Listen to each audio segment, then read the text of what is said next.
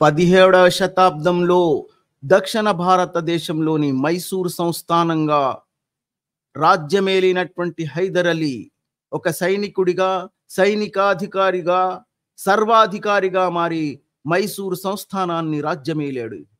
17వ శతాబ్దంలో దక్షిణ భారతదేశంలోని మైసూర్ ఆస్థానంగా రాజ్యమేలినటువంటి హైదర్ అలీ తన కొట్టారాన్ని అందమైనటువంటి వస్తువులకు బదులుగా అందమైనటువంటి అమ్మాయిలను సేకరించి వాళ్లను భార్యలుగా చేసుకుని తన కొట్టారాన్ని అలంకరించుకున్నాడు. శ్రీకృష్ణదేవరాయల లాంటి పండిత ఉద్దండులు పరిపాలించినటువంటి ఈ దక్షిణ భారత భూమిని అక్షరహీనుడైనటువంటి, అక్షర జ్ఞానం లేనటువంటి హైదర్ అలీలు, నిజాం నవాబులు పరిపాలించారు.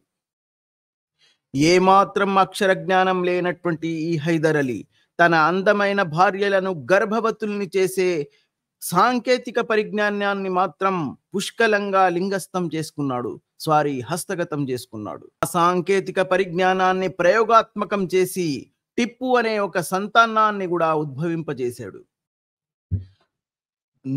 నరాన ఇస్లాంని జీర్ణింప చేసుకున్నటువంటి ఈ టిప్పు సుల్తాన్ స్వభావంగా ఆ ఇస్లాం యొక్క స్వభావ సిద్ధమైనటువంటి రాజ్య విస్తరణ అన్న పేరుతో వేరే భూభాగంలోకి దూరి వాళ్ళ స్త్రీలను మానభంగాలు చేసి పురుషులను హతమార్చే ఇస్లాం యొక్క ఆ క్రూరత్వాన్ని కూడా తన నరనరార జీర్ణింప చేసుకున్నాడు.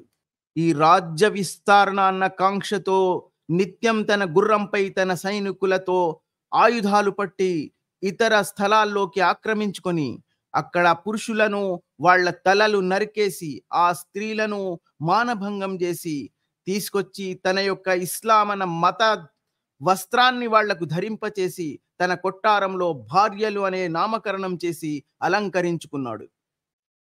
ఆ విధంగా టిప్పు సుల్తాన్ ఎంతో మంది సంతానానికి కూడా తండ్రి అయ్యాడు.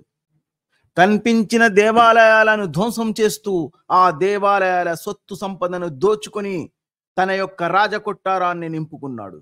ఆ విధంగా హైందవ సంప్రదాయాన్ని మొత్తం కూకటి వేళ్లతో సహా పీకివేయాలన్న విపరీతమైనటువంటి కాంక్షతో హైందవ స్త్రీలందరినీ కనిపించిన చోట కనిపించిన విధంగా మానభంగం చేసి వాళ్ళ పురుషులను సైతం హతమార్చేసి ఆ స్త్రీలను మానభంగం చేసిన తర్వాత తన యొక్క ఇస్లామన మతయ వస్త్రాల్లోకి వాళ్లను బలవంతంగా దూర్చి వాళ్లను తన యొక్క భార్య అన్న నామకరణం చేసి కొట్టారం అనే ఆ పంజరంలో బంధింపచేసేవాడు.